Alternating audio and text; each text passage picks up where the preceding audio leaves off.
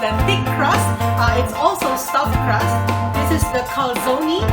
It's just your folded pizza. This is your thin crust, and these two were made in the pan. So we're different kinds. You have options of your toppings. You also have options to make your crust with. Thin crust, you decrease the yeast, but if you want it to be thick like your folded pizza, it's like bread, and your stuffed crust, you increase the yeast. You can also make pizza crust even without the yeast and even without the milk. I hope you will enjoy our lesson for today. Good luck! Welcome! These are the ingredients that you will need for our home-style pizza. First, a cup of bread flour or all-purpose flour, instant dry yeast, sugar, salt, warm milk and warm water, olive oil, and optional Italian seasoning. For your toppings, you can choose from whatever you desire. These are the tools that you will need. We begin with the flour. I'm using bread flour. If you want it to be sugar-free, you can use a sugar substitute such as Sugar Light from stevia. Mix your sugar with your yeast to make sure that your yeast comes alive. The next thing that you need to do is to add your salt into the flour. Make sure that the salt does not mix in with your yeast. Add in your Italian seasoning. Mix in your liquid ingredients. Start with the milk, add in your water and your olive oil. Heat it up together before you add it into your dry mixture. Next, make sure to make well in the middle of your dry ingredients. Add your yeast and sugar, don't forget, and then add your liquid ingredients in the middle of the well. Now we can start kneading. Making pizza is actually quite easy. It's the kneading part and the proofing part that makes it delicious. Make sure to flour your surface and your hands as well so that the dough will not stick to your hands. Don't add too much or else your dough will become too dry as well. Do the correct kneading method.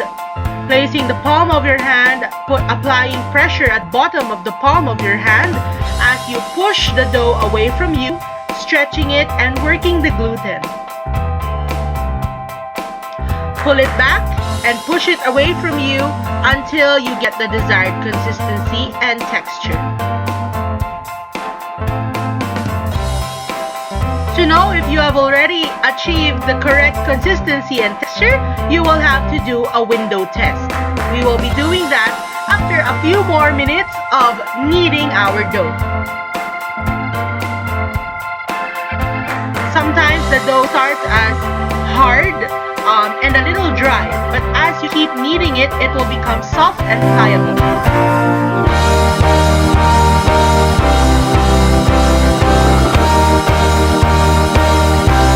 Shape it into a ball so that it is ready for proofing.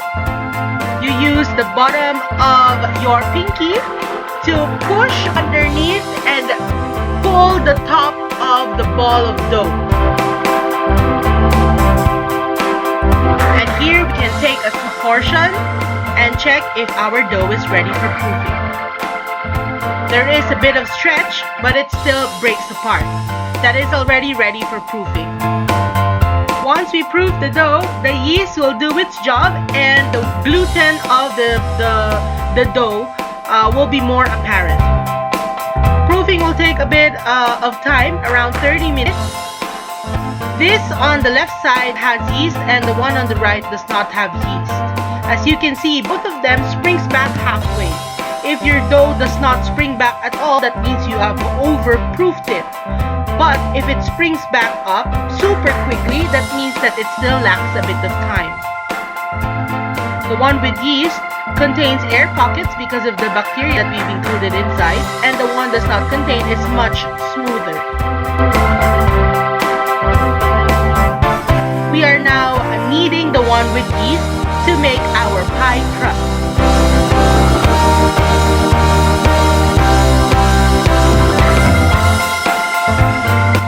Usually one recipe can make you 2 pizzas. Whether it's a thin crust or a thick crust, it doesn't matter.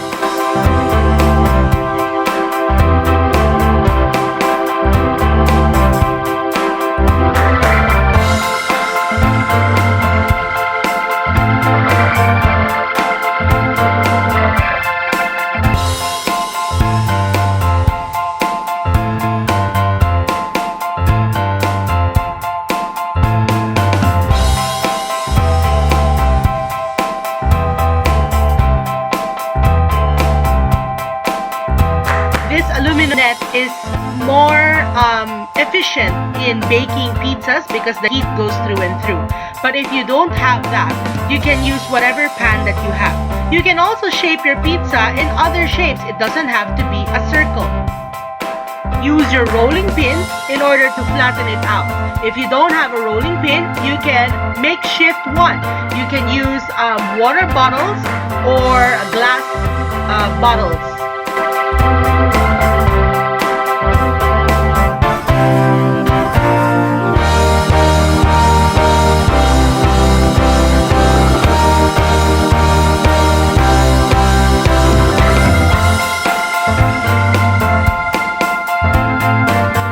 Flatten it out correctly, you can put it over your pizza pan so that you can cut the edges and make a perfect circle. But if not, you can put it in any cookie sheet or any baking pan and bake it as whatever shape that you want. This dough is the one that doesn't contain yeast. As you can see, there are no air pockets inside. We are now going to proceed with the topping. The first thing that we will do is the thin crust. First, place your sauce, add some cheese, add your meat, vegetables or fruit, and then top it with cheese again. This is to seal all the juices inside your pizza. If you put all the cheese underneath and you don't put cheese on top, the tendency is your tops might burn. Pizza is baked usually at a high temperature, so whatever you place on top should sustain that temperature. Here we're using thick crust. The dough is thicker and there is yeast.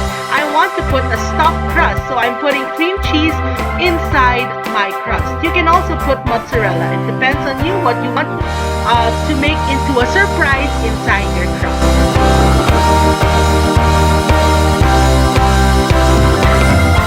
For thick crust, it's important to poke holes in the middle. This is because the bread has sometimes air pockets that allow your bread to expand, and sometimes there are bubbles in your bread as well. So the holes will allow these air pockets to escape. Here I'm also adding pesto sauce, homemade pesto sauce. So if you are more into that flavor, you can do so as well. We're adding shrimps, garlic, a mixture of cheeses, white cheese or cream cheese, and Parmesan cheese before we add the mozzarella. So it's like a pesto 3 cheese kind of pizza. Here, if you don't have these ingredients that are usually used for pizzas, you can use whatever you have at home. So there's tomato sauce, your regular cheddar cheese, and Vienna sausage. Here we are making calzone. Calzone is just folded pizza. The reason why we're making this is because if you don't have an oven, it is easier to bake pizzas folded because you can cook both sides. But if you still prefer the open-faced one, you can still do so even without an oven. If you have an oven but you prefer to eat your pizzas covered and filled like bread, you can try the calzone as well.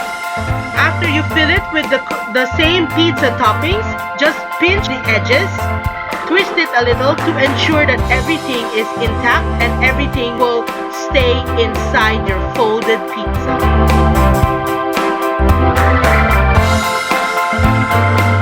Now we can move on to baking. To bake your pizza, it's usually at 375 to 420 Fahrenheit. This is our thin crust Christmas ham Hawaiian pizza. And this is our thick crust cream cheese stuffed pesto and shrimp.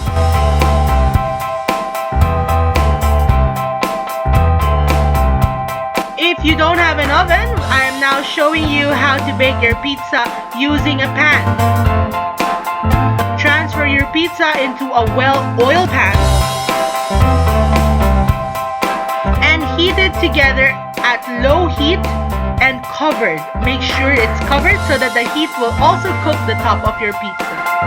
Once you see the browning at the bottom of the pan, you can now turn off your stove but keep your pan closed so that the residual heat will still continue cooking or baking your bread.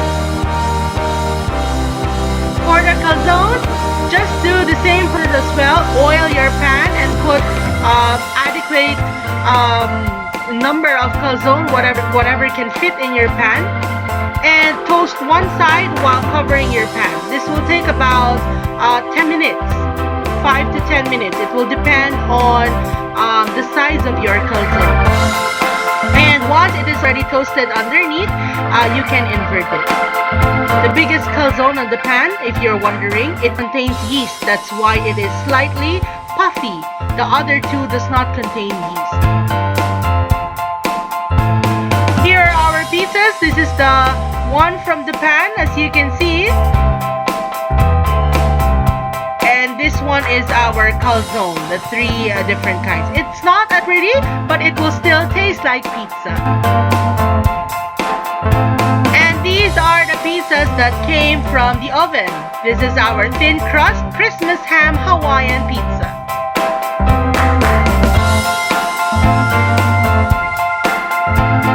And this is our thick crust pesto, shrimp, and 3 cheese pizza, stuffed with cream cheese as well.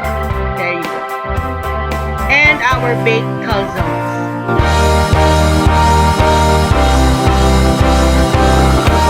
There you have it. These are our home-style pizzas. I hope you've enjoyed our lesson for today. If you have any comments, kindly just email me or leave them below. Bye!